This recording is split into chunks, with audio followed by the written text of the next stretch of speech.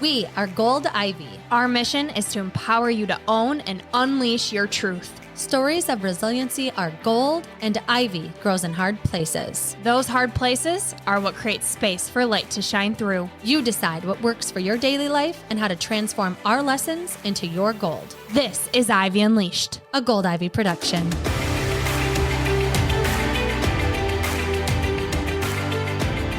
You all know we're always sharing our favorite items that improve our health and help us feel better. So wait until you hear about this. NanoFit water. NanoFit water is alkaline water, which means it helps neutralize the acid in your body. It's triple filtered, which reduces unwanted chemicals and toxins. It's supercharged with nanotized oxygen, which hydrates the body at a cellular level. And it's all natural, meaning there are zero additives or artificial flavors. My biggest reason for adding NanoFit into my routine is for the performance and recovery benefits. As a runner, a faster pace and quicker recovery is what I'm after, and this water is a game changer. I feel better before, during, and after both cardio and strength training with the added oxygen and hydration benefits. And I'm here for the gut health and skin benefits. Alkaline water has colon cleansing properties, reduces the acid in my body, and the fact that NanoFit water is triple filtered, it's going to help with my gut health. And when my gut is on point, so is my skin. I'm against the waste of standard plastic water bottles, but NanoFit water is in 100% eco-friendly aluminum bottles that are shipped to your door by Amazon, taking the shopping hassle out. No more water bottles taking up a ridiculous amount of space in your cart or having to carry the heavy weight into your car and home. You're about to see NanoFit everywhere. They're in Starbucks, Kroger, hospitals, and making their way to stores near you. We're thrilled to share its health benefits with you today, so you can ship NanoFit water right to your door. NanoFit's mission is to help you feel better, function better, and sleep better, which we all want. So head on over to nanofitwater.com to order your case. It'll ship through Amazon, and use code GOLDIVY for a discount. Fit your lifestyle with NanoFit water. Brooke, what do you think everyone wants more of? Energy. What do you think most people are hoping to come out of 2023 with? Feel more confident, be an example for others, actually have the self-discipline to take care of themselves. Yes, exactly. Because we hear the need for it and we want to help you get in the best shape of your life, we created Move with Gold Ivy, our virtual workout platform. Our dream has been to create accessible, affordable, and effective workouts that you can do anytime, anywhere, designed to hold you accountable and get you the results you need. You can pick any workout you want at any time, but if you do want a plan that alternates muscle groups and leaves your body feeling energized and strong, we have a weekly plan that you can follow to take the guesswork out. It's easy to navigate and packed with all kinds of workouts that will help you strengthen, trim, pump up, tone, energize, de-stress, all of the things we want our body to feel. It's within Move. Don't forget to mention the resources we offer. As a member of Move with Gold Ivy, you'll be a part of our exclusive Ivy League community, where we share our top wellness resources on things like meal planning, gut health hacks, time management, and more. And because you listen to the Ivy Unleashed podcast, we want to offer you all of this for only $20 a month, cheaper than any monthly membership you'll find. Not only that, you'll get a free trial week to test it out. And if you need more incentive to start prioritizing you, here's our favorite part. Your movement matters. Each month, 10% of your membership will be donated to support the mental health of those in need. So head on over to goldivyhealthco.com/move or find the link within the show notes of this episode and sign up today. Stop putting yourself in the back burner. Snag your spot and reap the benefits that you deserve to feel this year. It's your time. Move for your health. Move for your confidence. Move for your mental clarity. Move with Gold Ivy. And now to this episode of the Ivy Unleashed podcast.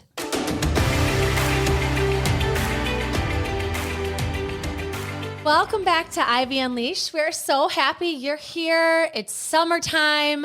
It's exciting, and something that we're all thinking about all the time, I know I am, is food. And we are super excited to have Jenn Trepeck here. Thank you for joining us, and welcome to Ivy Unleashed. Thanks for having me. I'm so excited to chat with you.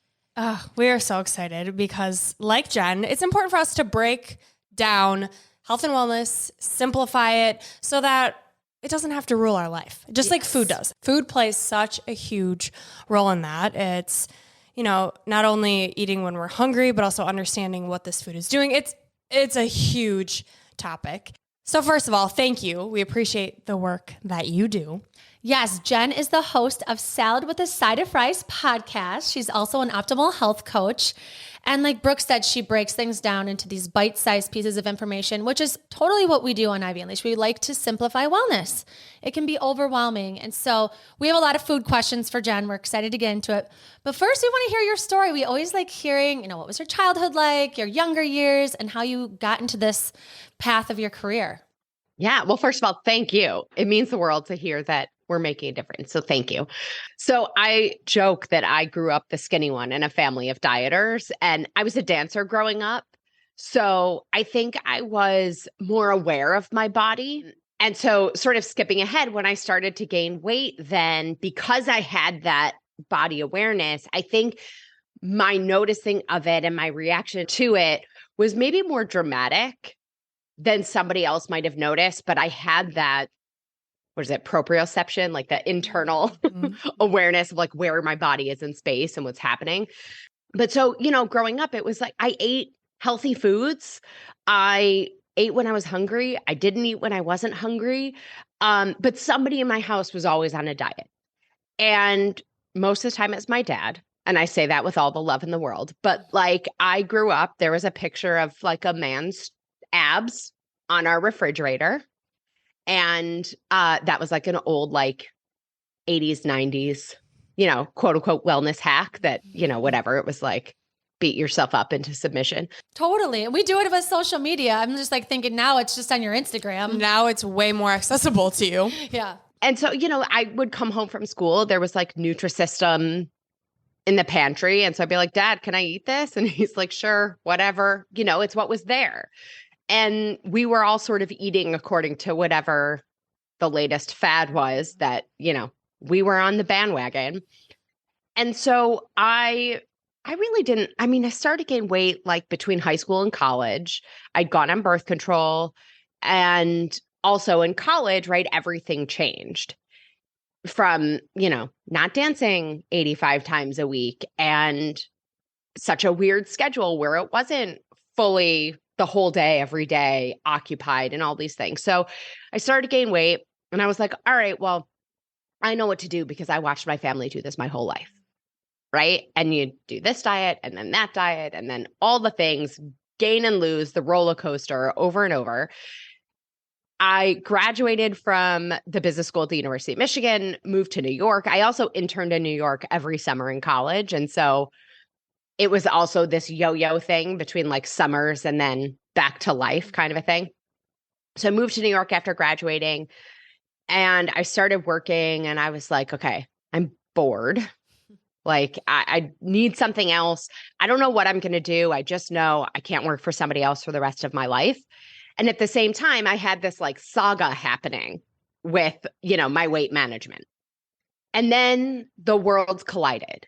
I learned about the program that I've based my practice on. And by the way, at first I was like, no, I don't need whatever you have. Like I've got my thing. My thing was the crazy roller coaster, but it didn't matter, right? I thought that's what it was. And then I saw people who were following this lifestyle, I guess. And I noticed two things. One was that they were keeping the weight off. And the second thing was this one woman, I don't even know her name. I don't know where she is, but she was telling her story of losing like 150 pounds and keeping it off. And I don't know what she said after that, because I was having like my own conversation in my head, staring at her like, this doesn't even compute. I can't see where 10 pounds could have been on your body. And you're telling me that the equivalent of another human was attached to you. Like, this doesn't make any sense to me. And so I had this moment with myself of like, Jennifer, like, get over yourself, because they know something you don't know. Because from what you know, that's not possible. So I worked with a coach. I followed the program, 12 weeks. I really call it like the nutrition education we're all supposed to know and no one ever taught us. And it completely changed my life.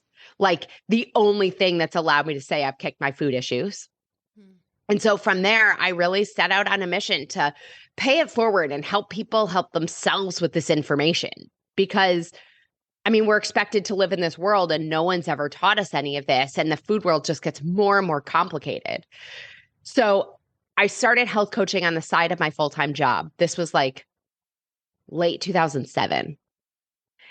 Fast forward, I didn't leave my full-time job till July of 2019. But that's when I launched the podcast, Salad with a Side of Fries, because really I don't know what to do with free time. And so it's like, oh, I'm going to do this thing. Little did I know, right? Fast forward. But, now here I am sitting with the two of you. I love it. Like you said, it's what wasn't taught.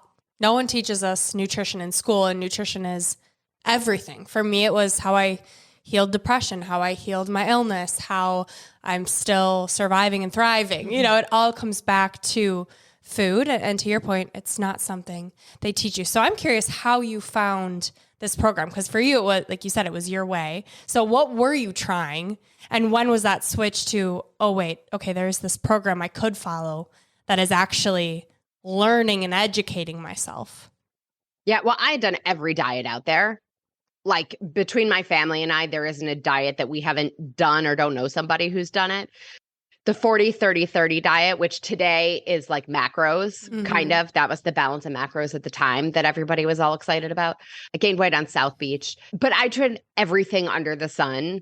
I think I had the most success with Weight Watchers, but I also gained the weight back still following Weight Watchers. And I would say I was still, quote unquote, doing Weight Watchers when I learned about this other curriculum. And I really found it because I was looking for business things. And it was sort of a weird, this person introduces you to that person. And, as life happens, it's so interesting because like what you were saying about, what we learned in school. I mean, we did learn some things. It just wasn't based on biology. It wasn't based on the human body, right? Like, I don't know about you guys. We learned the food pyramid when I was growing up. Is that what you guys both learned too? Yeah. Yeah. And I also learned about diets through friends and family, like what's socially taught. So yes, totally not the biology to your point. Yeah. And like even the food pyramid, like that was based on economics, right? It was about getting us to eat what we grow in this country. We grow corn and wheat, now soy also, but which is why that was the biggest part of the food pyramid. That food pyramid wasn't about the human body. Right. And so if you take that and fast forward it, like I don't know about you, my parents are boomers. And so that was all of like convenience, right? It was like the packaged food, the frozen meals, like convenience was king at that time. And so now fast forward, everything that we're all living with is the expected snowball effect of that. But we didn't know, we didn't think about it. And so now we're sort of coming to terms with like, well, wait, like press the pause button for a second, because if this is where it got us, what do we want to do next? Because the systems around us aren't really changing. The systems are continuing in that direction. And we're all sitting here being like, wait, but I don't know that I want that. Mm-hmm. Yeah, I think we're getting sicker. We're not liking the way we feel. We're wanting different. And we have the ability nowadays to do different because there's so much more information. There's coaches like you out there that are teaching different ways to do things, sustainable ways, which is what we all need. So can you tap into a little what that is like when clients work with you, when you're teaching this education-based, biology-based? What are you teaching? What does that look like? Yeah. So I want to say it's a 12-week curriculum. So most typical like diets or programs, right? You go week 1, you get the book, and you're supposed to do all 700 things at once, right? And it becomes the next full-time job. And you're like, this is way too much. I can't live my life and do this. So we throw the book out the window. The way we approach this is completely the opposite. We're going to learn something and implement it, and then learn the next thing and implement it. So like a college course, you're not going to pass the final on week 1, and we're not expected to. So we might learn something in week 6 or 7 that we've been doing for the last, couple months that might not be our best choice. But that's okay, right? Like we can take the time to figure it out and make the choices and the shifts that we're willing to make in any given moment. So we start with kind of relearning nutrition, or maybe learning it for the first time, which is really all about how does our body process food? How does our body use food? And so how do we fuel such that we have energy? We're not putting our body in fat storage mode, right? And we're burning fuel all the time. And then over the course of the 12 weeks, we get into all the other stuff like sleep and stress and food sensitivities and vacations and events and all of the things that are part of life that make this not quite so easy. It's simple, but it's not so easy. Today's episode is sponsored by BetterHelp. Every episode of Ivy Unleashed is dedicated to empowering you to take ownership of your health. And what it really comes down to is prioritizing your mental health. We've both seen the beauty and growth that therapy can bring and are thrilled to partner with BetterHelp to allow you the opportunity to feel heard and seen by a professional. The National Alliance on Mental Health reports that 155 million people live in a designated mental health professional shortage area, and BetterHelp is working to close that gap. I've personally used BetterHelp and loved it because it was all online, making it super convenient. The biggest piece for me was how affordable it is. I was able to choose the therapist that met my needs. I came in with wanting to work on childhood trauma and anxiety, and it was unbelievable to see how many options I had with all the different backgrounds of therapists. With BetterHelp, you have access to a network of over 30,000 licensed and experienced therapists.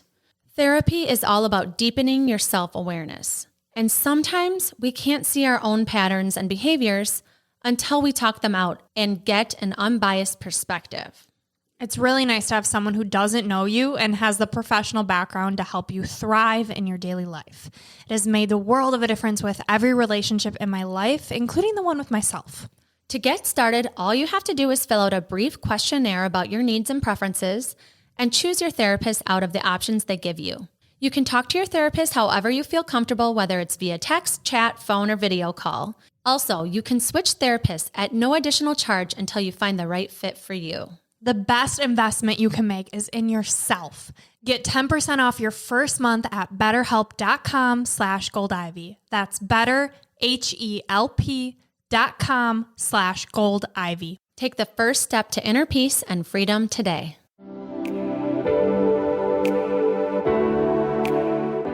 Vulnerable story alert.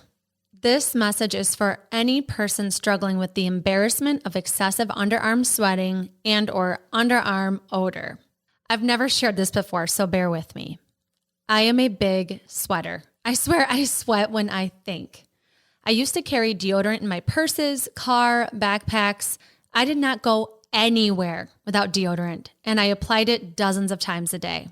I haven't been able to wear colorful t-shirts, long sleeve shirts, or sweatshirts since I was 16 due to excessive underarm sweating. And recently, one of my armpits started to smell like onions anytime it sweat. See, I told you this is a vulnerable message, but I wanted to let you know about a treatment I found that has changed my life. This treatment is called Miradry and is for your underarms that greatly reduces sweating and odor. I have had one treatment so far, and I am a new woman. I can officially wear colored shirts without pit stains for the first time in decades, and my armpits no longer smell.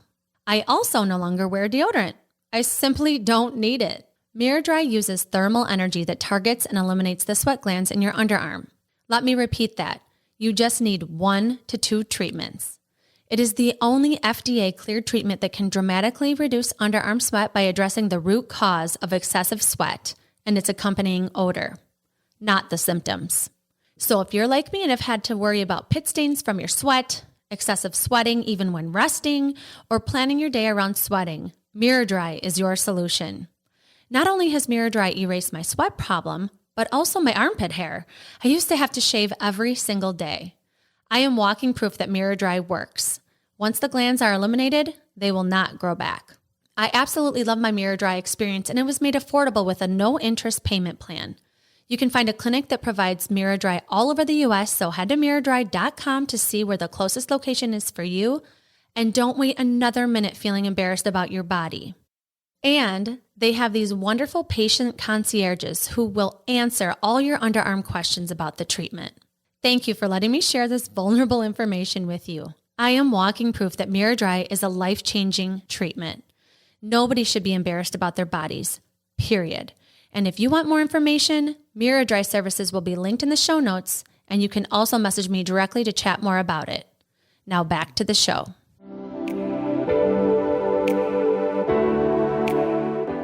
It's great that you get the education piece though, because so many people just don't know the basics around food, and it's all you hear about is what people are trying to sell, right? They're trying to sell a product, they're trying to sell a solution. And so I love that you start with education, because people don't know about blood sugar. They don't know, they're thinking fruit is terrible for you because it's got sugar in it, right? So even just to understand simple versus complex sugars, it's crucial to being able to figure out how to have some energy. So I love that you start with that.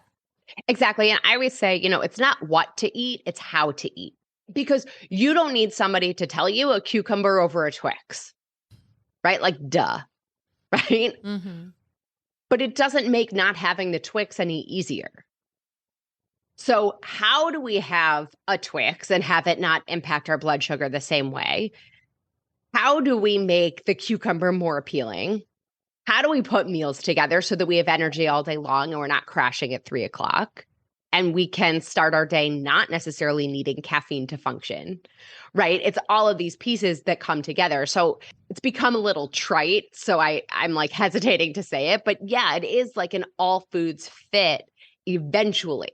We got to do a little rehab sometimes with the metabolism, but we can get to a place. I think oftentimes with what's now available to people, it's either the bucket of diet things or the bucket of all foods fit and food freedom and intuitive eating. I approach this as, how do we get from point A to point B? That it's not quite as simple as flipping a switch, especially when we have spent years doing the diet roller coaster or restricting or cutting out whole food groups or trying to figure this out in all these different ways. Yeah, it's behavior change at its core, right? And that first step is really that mindset shift. So I'm curious, how do you get to that with your clients, of that mindset shift around food, of this isn't restriction, this is relearning and helping your body out? Yeah. So the way we start with the mind is actually starting with the food. So when we talk about nutrition, it's like, here's how to build a meal. Here's how foods impact our body. So for example, grocery store checkout, right? When they used to have like the baggers, there was like a cashier and a bagger, and like you put your stuff up on the conveyor belt, the cashier rings it up, puts it back, the bagger can put the stuff in the bag.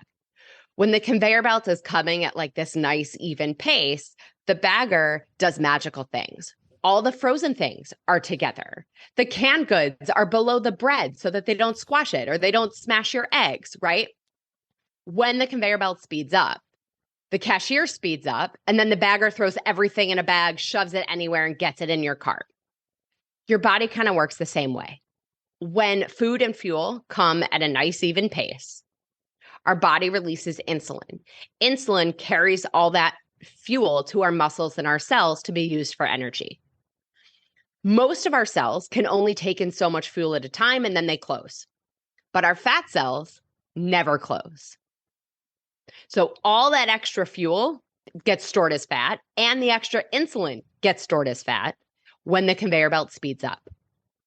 So at a nice even pace, our body can do what it's supposed to do. When the conveyor belt speeds up because we've eaten too much or we've eaten high glycemic foods that spike our blood sugar, it speeds up the conveyor belt. Our body overproduces that insulin. Our muscles and our cells take what they need, and then our fat cells take all the extra. So our objective is to eat foods that keep our blood sugar stable, keep our conveyor belt going, right? And to eat regularly enough to keep the conveyor belt going at this even speed.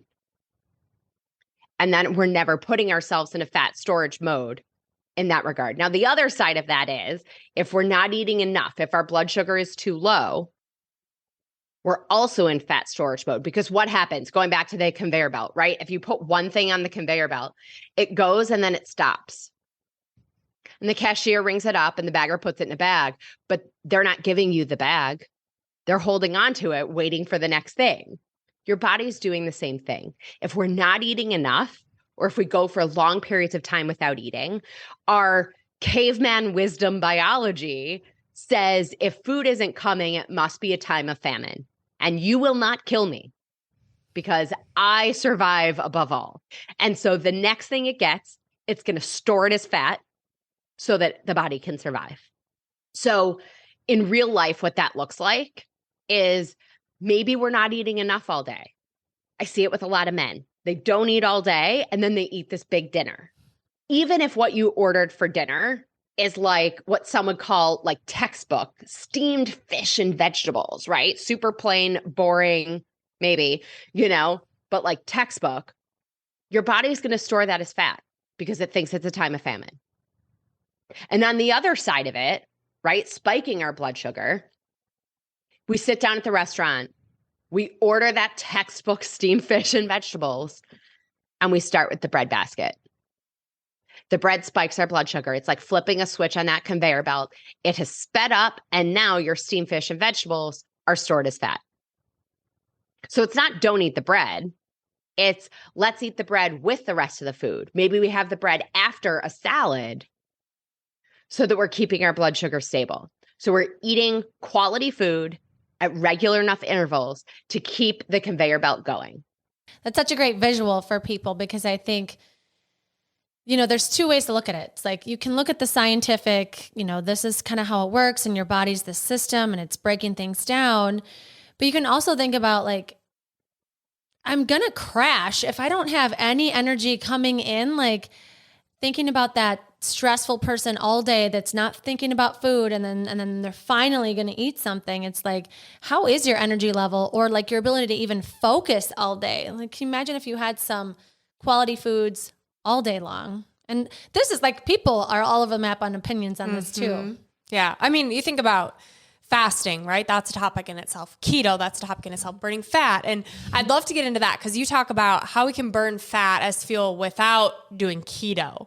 So let's tell the listeners a little bit about that.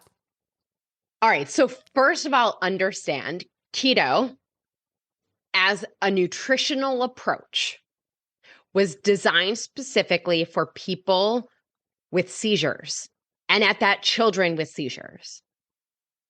And what they saw is that children who ate a ketogenic diet had fewer seizures.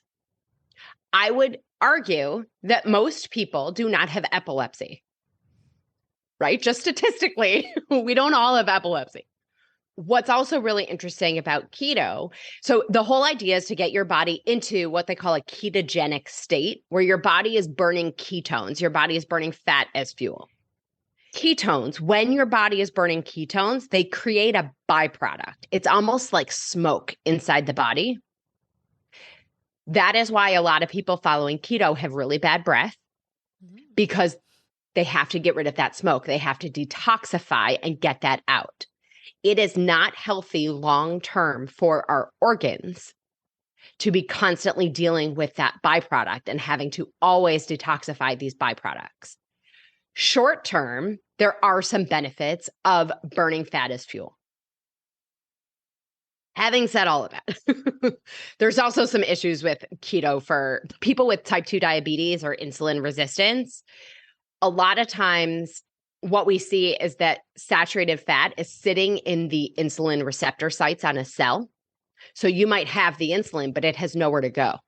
So especially for people who have insulin sensitivity challenges, we really want to be careful with saturated fat. Unfortunately, a lot of the way that people end up following keto is eating excessive amounts of saturated fat. Not necessarily the solution for everybody for everything, right? And the truth is, like we just talked about, when our blood sugar is in these extremes, we're storing fat. When our blood sugar is in this middle zone, right, we're not storing fat. Our body's actually using the fuel we eat for energy. So we're never adding to those fat stores. And I always say, weight management isn't magic, it's science. But there is a piece that I think is magical, which is when we're consistent, keeping our blood sugar stable and never adding to those fat stores, our body will go, wait a minute, it's not a time of famine. I don't need all this fat I've been holding on to. And your body will actually release its fat stores. They used to say that once you had a fat cell, you always have a fat cell. We see in some of the research with often as a supplement, it's called conjugated linoleic acid, CLA. It's really like a therapeutic dosage of safflower oil. Your body will actually release fat stores. And in particular, the fat cells between your belly button and your kneecaps. So we're not doomed. There are a lot of options out there. I know you're like, what? Mm-hmm. I know. So we can actually fuel for energy and have the side effect of eliminating the fat that our body is holding on to. Because by the way, just losing weight, making the number on the scale go down is not the objective. Because oftentimes when we do the things that make that happen and make that happen quickly, what we're really losing is water, muscle, and bone. Losing water, muscle, and bone actually slows our metabolism, makes us more prone to injury and more prone to illness and disease. Then, because the scale stops moving and we're frustrated and we go back to old eating habits, we gain the weight back and we gain it back as fat. So over time, we can become fatter at the same number on the scale. So our health outcomes are really much more a function of our body fat percentage. And we want to do that in a sustainable way, which is not keto, because I sort of joke like you breathe wrong and you knock yourself out of ketosis. So, which is a slight exaggeration, but it's fickle. So there is zero room for error with keto. And that's not a level of commitment that most people have, right? Unless it's really medically necessary, like the kids with epilepsy. And so what happens is that we knock ourselves out of ketosis pretty easily, and then we have to start over to get ourselves back into it. So it's a really unforgiving way to live and potentially has some side effects that most of us aren't really thinking about. But we can get to the same result, removing body fat, eating foods that we love, eating all the time, and living our lives. Which is so not what we are told and what the media tells us. Right. I know. I know. Right? As health coaches, we talk to people all day who, I've had such good luck with keto. Oh, I'm fasting. Oh, I'm trying this. And we have to pause and not word vomit all of our thoughts of what we know, right? Because it is controversial. So to that, like I would say to somebody, right? Like, how do you define so good? What are the metrics that we're using?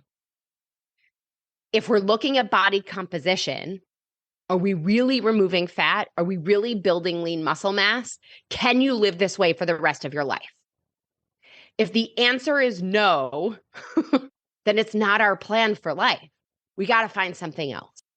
Yes. And ditch the scale. You know, as you're speaking, that's what I'm thinking, because you see this number go down, but to your point, is it water? Is it muscle? Is it bone? And that's not what we want. Mm-hmm. But we look at that. And so it sounds like what you're saying is the goal is to stay in that sweet spot of always eating, being consistent. And so how do we really stay in that sweet spot? I know everyone listening is like, okay, so tell me what to do. Okay, here's the magic. If you're a note taker, write this down. Protein and fiber at every meal makes your moving fat no big deal. Say it again. Protein and fiber at every meal makes your moving fat no big deal. Protein is clean, lean protein. I don't care, animal, plant, whatever makes you happy, clean, lean protein. Fiber is vegetables and some fruit. And a meal is really every time you eat. The only difference between a meal and a snack is how much we have at a time, and therefore how long it's going to last us. The other thing we need throughout the day is some quality fat, like 2 to 4 times a day. So one day I'll figure out how to get that into the sentence. But for now, protein and fiber at every meal. If you start there, right? Clean, lean protein, vegetables and some fruit, you'll be fine. Eat what you like, don't eat what you don't like, and move on. I love that. And something too, I just want to circle back to is with my clients, what I really try and like carefully convince them of is slow weight loss, right? Where you're not seeing these extreme measures because it's just, to me, it's a, woo, like you are not going to be able to sustain this. We're going to be having the same conversation a year from now. You're going to be wasting your time and breaking your own heart because you can't keep up with this and you're miserable the whole time. You're miserable. And then you're also miserable when you gain it back. And so what about if it just takes a little bit more time and we can enjoy our life more? Like, why don't you want that? It's like maddening, but it also keeps me employed. So here we are. Well, but it's the whole thing of let's have a conversation of like, if your plan doesn't allow you, like if you are opting out of social plans, if you are opting out of experiencing life, if you don't want to go on that trip because it's going to knock you out of your workout routine, if you don't want to go out to dinner with friends because there's quote unquote nothing for you to eat on the menu, these are giant red flags for us to say we need to reassess. You know, we got to reassess what the plan is. We have to reassess our expectations or what our goals are. And maybe there are times, like I sort of talk about it as like consistency versus intensity, right? I believe consistency is king.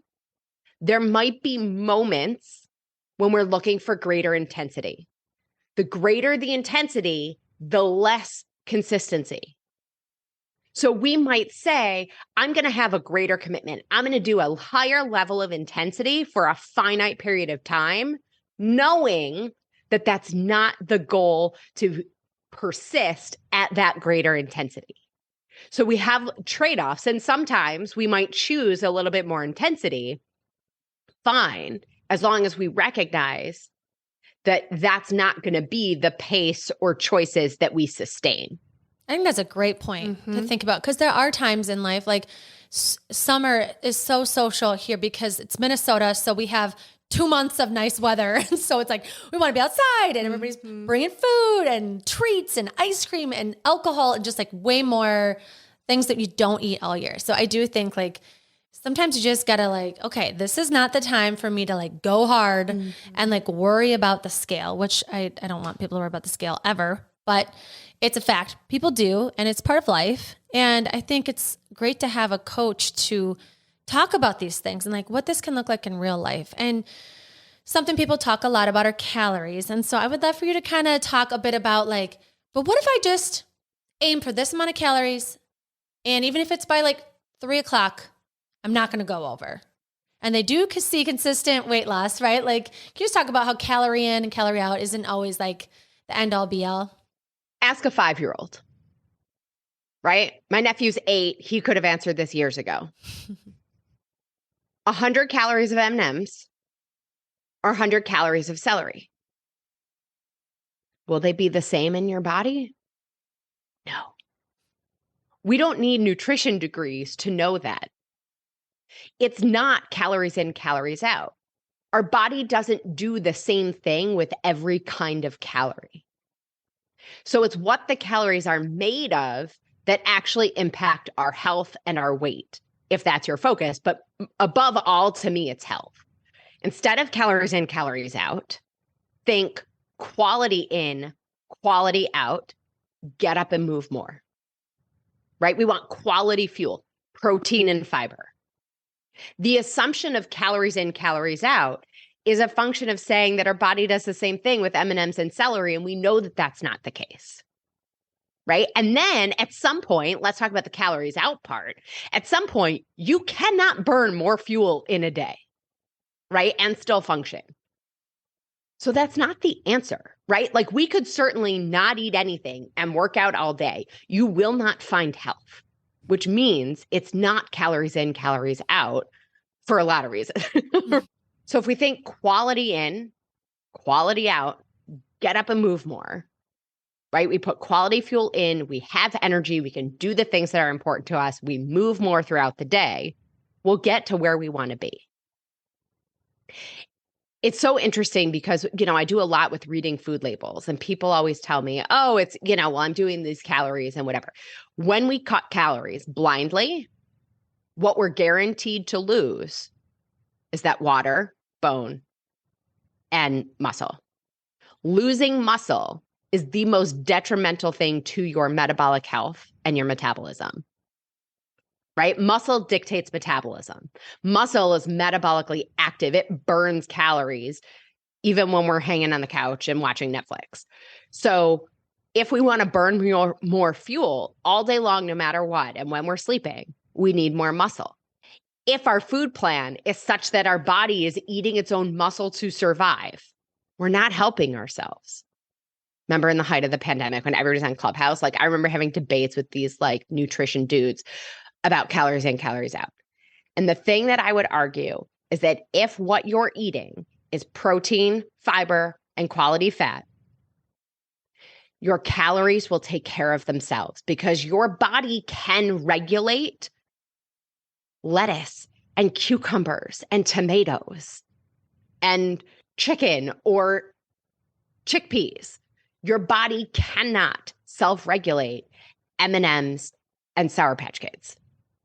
There are chemicals in those foods and in chips and bread and a lot of our packaged processed foods that chemically turn off our brain's ability to know when we're full and turn on every taste bud that makes you keep eating.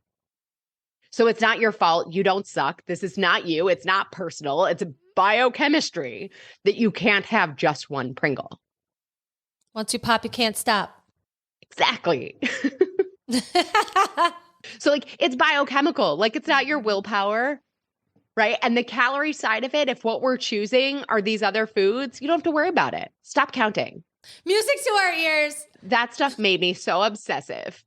No, I'm so glad. There's so many things I could hit on. One being what you said about muscle. I'm so happy that you said that because that's part of the reason that Andrea and I created our own fitness platform that is specifically towards strength training because that's what every woman talks about, right? Is how do I hack my metabolism? What do I have to do?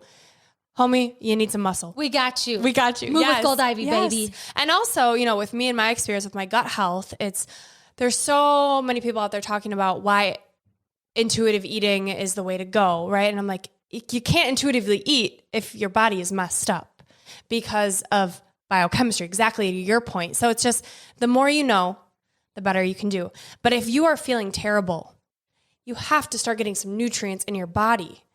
And your body will tell you that it feels good, right? You can understand and you can learn more because your body, that biofeedback, it will tell you, oh, I feel a lot better when I eat these veggies versus these M&Ms, these Sour Patch Kids.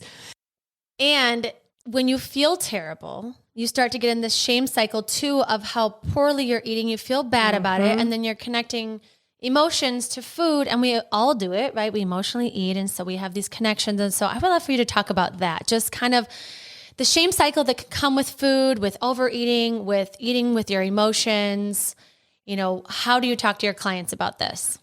This could be like a whole thing onto itself, right? So let's start with understanding that the association of food with emotions, joy and sorrow, every culture across the planet has an association between food and culture and experience and all of those things. That's not the enemy.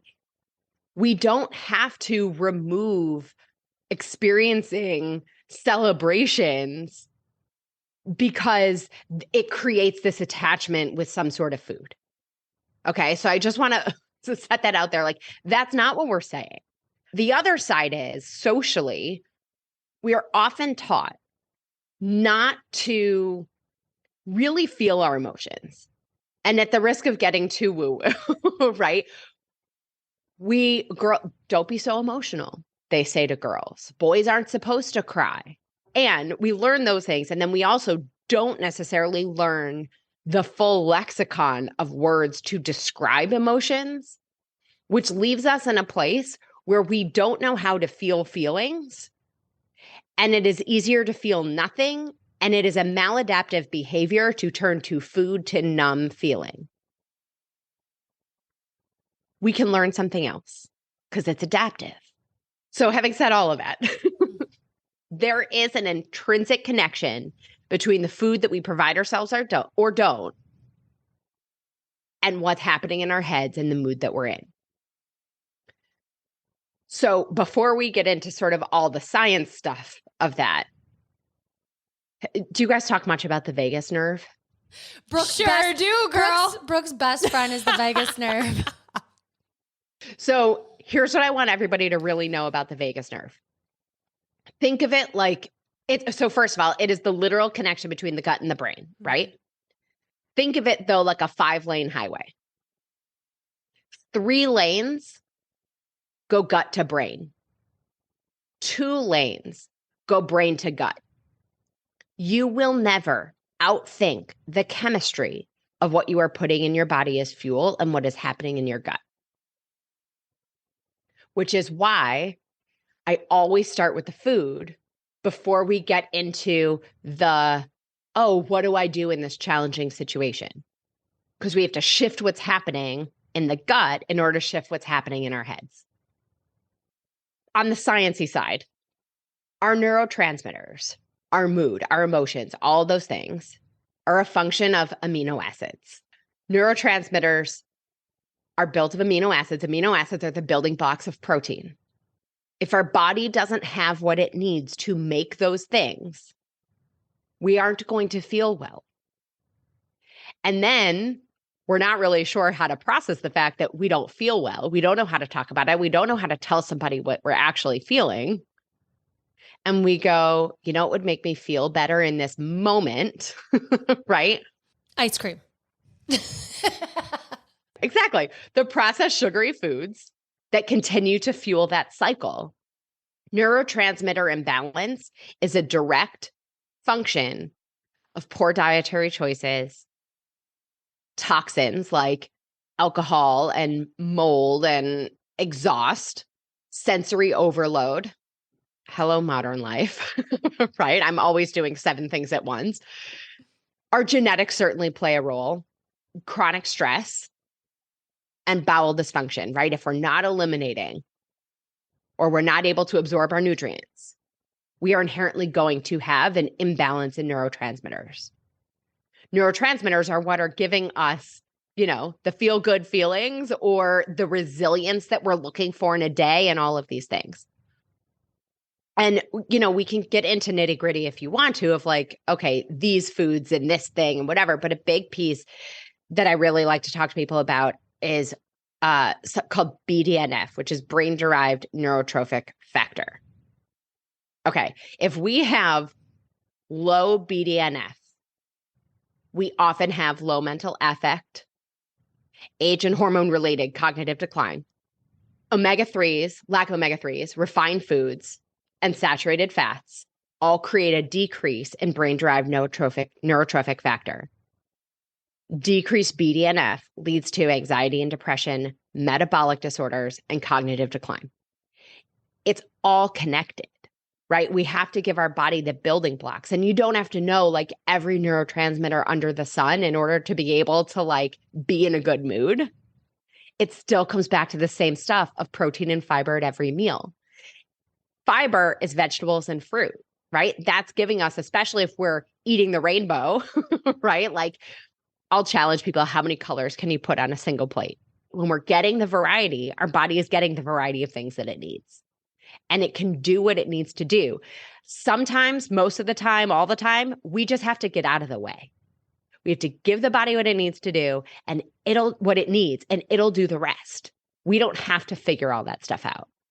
This is what we're talking about. How she explains things in a way we can understand. It's not that complicated, but sometimes we need to hear it from someone in a new way. And I think that was such a great, like that made me want to go meal plan right now. Like, But you think about food is medicine and it doesn't have to be complicated, but we make it complicated, right? Let me find the perfect diet. Let me find the perfect meal planning template when really just start with making sure fiber and protein are on your plate.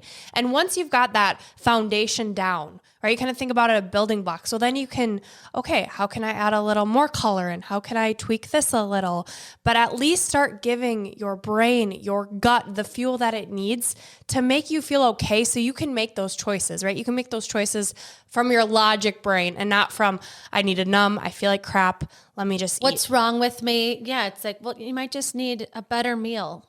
Like, girl, maybe you just need a veggie. yeah. And it's funny because like I do a lot of stuff on willpower, right? We think we need willpower. Well, funny enough, willpower is a function of blood sugar. Willpower is a function of nutrition too. And we try to like white knuckle it through all these situations. And the truth is, like, if you ate some quality fuel, everything else gets easier. Like, I would bet you if you spent the next 2 or 3 days, you know, those moments in the day where you're like, the day might start totally fine. And you're like, I am running life right now. And then inevitably, like the phone buzzes and you're like, oh, why? Right? Like, what does this person need from me? And then the email comes in and you're like, oh my God, I don't even know what to do first. Right? If you stopped in that moment and took a carrot and some hummus, in about 20 minutes, you'll be fine. The email, the phone won't bother you, all the things, right? A lot of times when we feel like we can't tackle it, our blood sugar is low. It's one of the first signs that we're hungry, right? Relearning our body. And so we can start to give our body what it needs to be able to handle everything that's coming at us. Stress, by the way, depletes our B vitamins dramatically. Stress like eats all those B vitamins. So if you live a stressful life, meaning like if you live on this planet, right? You might need a greater commitment to B vitamins. You might need a greater commitment to omega-3s, right? Our brain is mostly omega-3s. If we're not giving ourselves those things, of course we're going to feel gross. So it's not your willpower, it's chemistry. And also, how are you planning your day? Are you taking time out of your day to eat? You know, think about how many people we talk to who, oh, I eat at my desk, or, oh, it's 3:00 every day. And I look and I'm like, oh, I'll just wait till dinner. Most people, I should say, have the ability to sit down and quick eat. And I also think work culture is like, everybody's feeling this way. So why don't we set the expectation that we all break to eat? Like any employees that Brooke and I have, you are going to be able to take a break to eat, okay? And if you brought that to your employer, most employers would be like, yes, please do. Yes. But it's just this idea of, oh, I'll just get through it and then I'll end my day quicker. But guess what? The to-dos just keep adding on. So take that break, because you can come to your work with so much more energy, clarity. Your mood's going to be better. Your mood's going to be better when you go home to your family, your kids. Your sleep's going to be better. Like, it's all so interconnected. And having said that, like, those things are so important. And if you're sitting there and going, but I'm in a place where I can't stop and I need food, like, eat the food. Maybe another day you can figure out how to stop the work when you eat. Like, we don't have to do all of these things tomorrow. Maybe there's a week that you decide to focus on stopping other things while you eat and just see what happens. But like, we don't have to try to figure out what we're eating, when we're eating it, and how to stop working while we're doing it, and all the things all at the same time. Like, just pick one thing. It can be overwhelming. And that's why people never get started. That's why they never make a shift, because you think of how this ideal picture of what you want it to look like. And any progress just starts with one small thing, one small tweak. Just pack a bag of carrots for when you get angry during your workday. But pack some protein to go with it. Yes. Like Jen said. Hummus and carrots, excuse me. You could do a little nut butter. Am I weird? I like nut butter with carrots. Just saying, if you've never had it. What kind of nut butter? I'll do peanut butter or almond butter. Mm-hmm. I have heard that. I haven't tried it. I love them both. I've just never put them together. This is making me hungry. Excuse me. I'm going to go get a snack. Okay, Brooke got her snack, and now we're ready to move into a term that drives me absolutely bananas. See how I threw another food in there? Clean eating. What does clean eating even mean? People ask me this all the time, and I'm like, I don't say that because I don't know what it means either. And so I would love your take on clean eating and how you handle that with your clients. There is not a single definition of clean eating. Any person you ask is going to give you their personal definition. And my pet peeve about it is like, well, if something's not clean, what does it make it? Right? And like, I'm all about like living in the gray area, like not the black or the white, but sometimes to understand something, we look to the opposite, right? And it's like, well, if something's not clean, then we think dirty. Well, what are dirty foods? Well, that's not really like, so I agree. I think it is a mess. What I will say is that the best definition I could find out there when I did a whole episode, I'm like, what is clean eating? The best definition I could find is that it is essentially eating foods closer to their natural state. So fruits, vegetables, healthful fats, dairy, lean protein, and anything that has ingredients, those are the ingredients, and there are typically 5 or less.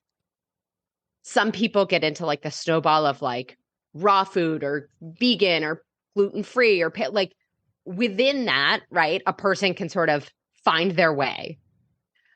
The idea of clean is that we are, I think, minimizing the additives and the new to nature molecules that have found their way into our food to make things that are what I call food-like substances that aren't really food. What kind of advice do you give when people are like, is it worth it for me to get organic food? Like, what do you say to that? I'm a big fan of pick your battles, right? Everybody's in a different place with regard to, you know, their priorities and their commitment level and where they are in relation to their goal and where they're at.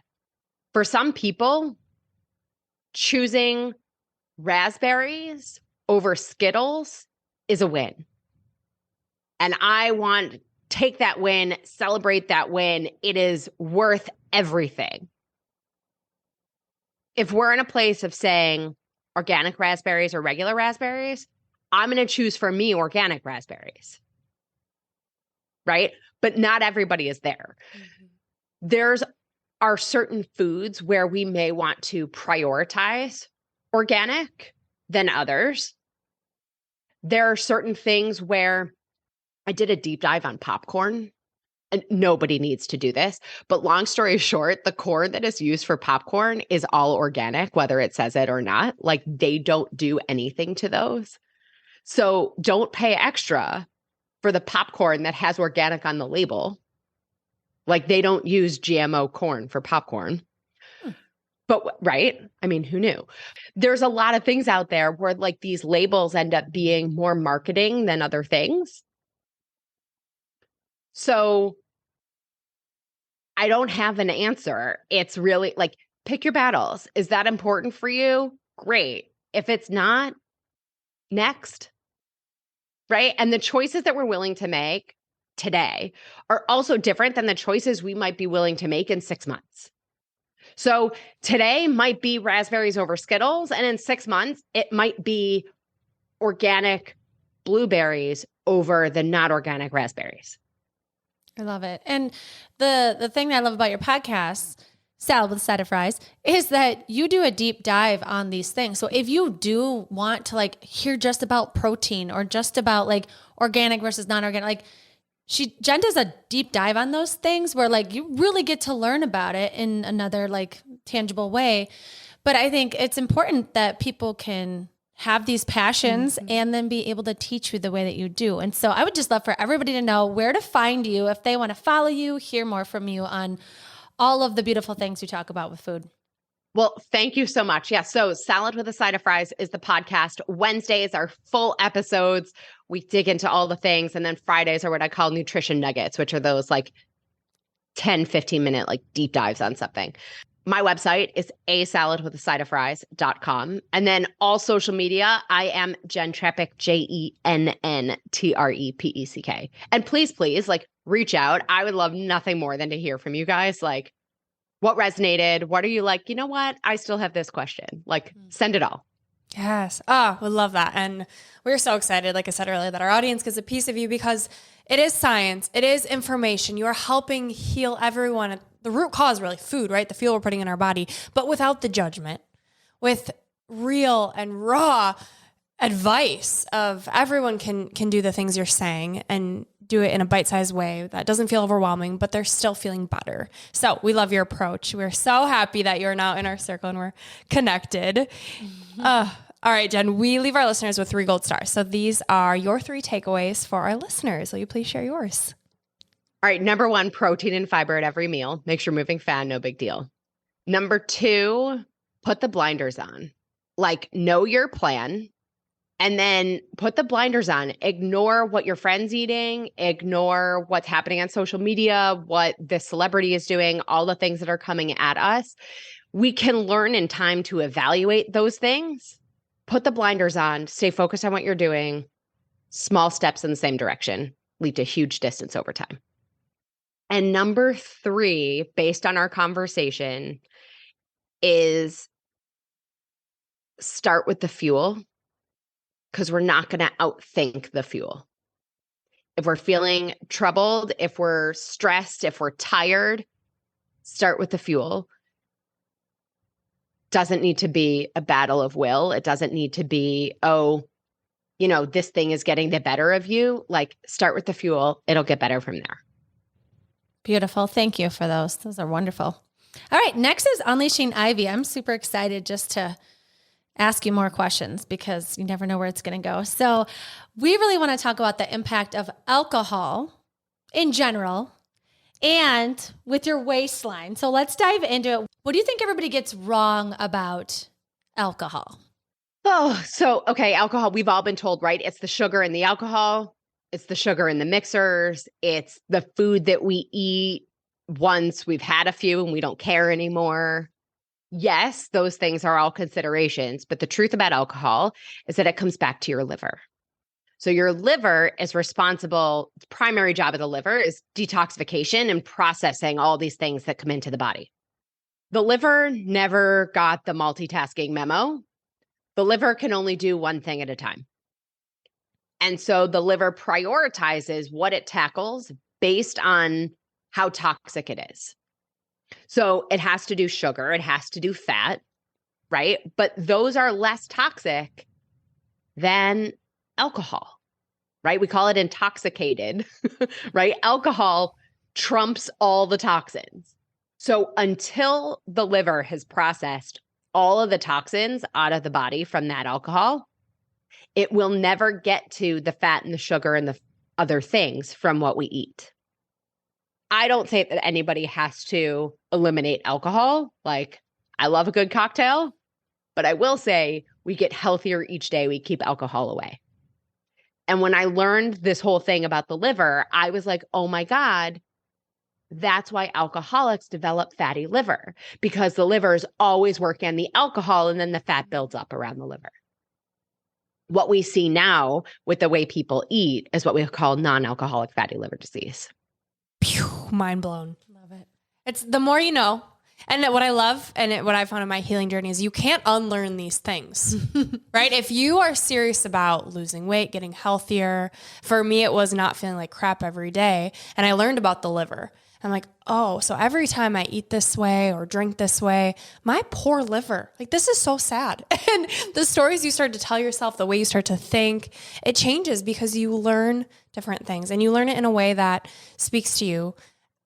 Everyone's so different. So I really hope that people that are struggling maybe with alcohol just heard something that Jenn said that spoke with them. I send like love to my liver after I drink and I feel it like quaking. I'm like, I am so sorry I did that to you. Like, I'm going to take the next 5 days off. So why do we do it? I mean, that could be its own conversation. I'll just stop right there. But thank you for that answer, Jenn. My question kind of plays into that is it's the summer, right? So people are busier. There's more social gatherings. So what piece of advice do you have for people who want to go out, they want to be in with their friends, but they're still wanting to make healthy choices? All right. So my favorite tip for these things, and also what I talk about with people for Thanksgiving, okay? Keep the main thing the main thing. The main thing is being with the people.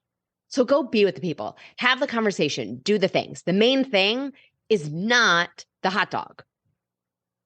It's just not. So keep the main thing, put the focus where it needs to be, and take care of yourself for all the other things. So for the things that we do want to indulge in, because like, especially with certain holidays, like, I don't know, maybe for you, 4th of July is not 4th of July without eating apple pie. Like, I don't know, maybe that's your thing. So one of the things we talk about is the 3-bite rule. So this is neuroscience. Neuroscience tells us the only bites that we actually taste are the first, the second, and the last. And I think it's a function of like what we're actually paying attention to when we have whatever. So if those are the only ones that we're really tasting, especially for something that's not health promoting, maybe those are the only ones we need. So maybe we can have 3 bites of the potato salad or the pasta salad or whatever the thing is, the apple pie. Or maybe like it's not 4th of July to you without apple pie and 3 bites is not going to cut it. Fine, have the apple pie, but how much apple pie do we have to feel like we had it? 3 bites might not work, but I'm pretty sure it's also not half the pie. So keep the main thing, use the 3-bite rule. So, like if you went grocery shopping and you bought a dozen eggs and then on the way home, like you accidentally like dropped one or cracked one, what would you do with the other 11? Keep them. Yeah. We like protect them a little. Like we make sure that we don't like break another one accidentally. So, okay, you have the barbecue that's maybe that broken egg. Didn't quite go as planned. When we throw in the towel, when we go, oh, screw it, right? I call it the F-its. It's like taking the other 11 eggs and dumping them on the ground. Like there was nothing wrong with them. What did the one, right? So what does that look like for the rest of our day? Maybe we make sure we get a quality breakfast. We get our activity in that day. We do all the other things that we can do that are part of our plan and enjoy the indulgent thing and move on. I love that. Because I think our society is we're all so all or nothing. Mm-hmm. Like I think there's something with the brain too that it's all or nothing. So just giving people that permission is so helpful. And when you get that feeling, like think about them as the other 11 eggs. Like you would never dump the other 11 eggs. Don't do it. Yeah, I think it's like it's the excitement of going all in on something, or it's like I am just totally chilling and I'm doing nothing. Like there's something that's kind of enjoyable in those things. Like Einstein Jr. said, like you should never get bored with the basics because the basics are over time are just gonna make you feel good and help you with your goals. And so if you can romanticize those things, like I really crushed drinking water today. Yeah. Well, yeah, like those can be Jen's eggs, right? One egg could be hydration. One egg could be exercise. Yeah. Looking at it that way. Yeah. Super helpful. All right. Last question. If you could go back and tell younger Jen something, what would you go back and tell her? Just relax. It's all going to be fine. Like I'm so like the type A and, all those things. And what I've learned now in the last 4 years of also working on myself and meditating and all the things is like, you can actually do more by doing less. Find the quiet, do less, relax. It's all going to be fine. I love it. Something that we cannot hear enough. So thank you. Yeah. We all need the reminder every day. Yeah. Well, this was so fun. I feel like we could talk about food all day with you. So we'll have to have you back and talk some more about a million other questions we have. I feel like it could be like an Ask Jen session. But thank you for being here and taking time with us and breaking it down this way so that we can all feel better, take better care of ourselves. And I never put nutrition first. And this is like screaming at me. Like this summer, let's take care of the gut health before we even think about what's wrong with us up in our head. And so thank you so much for that reminder. Yeah.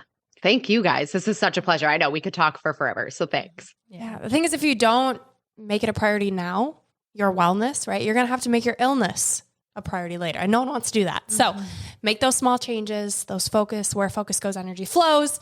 And so pick something that Jen said and just experiment with it and see how you feel. All right, Jen, we leave our listeners with a piece of gold, a quote that speaks to you. Will you please share yours? I don't know why this is coming to me in this moment, but I'm just going to say it because it is. It's not the golden rule of, treat others as you would like to be treated. It's the platinum rule of treat others as they want to be treated. This is Gold Ivy signing off. Listen to your truth and go chase your gold.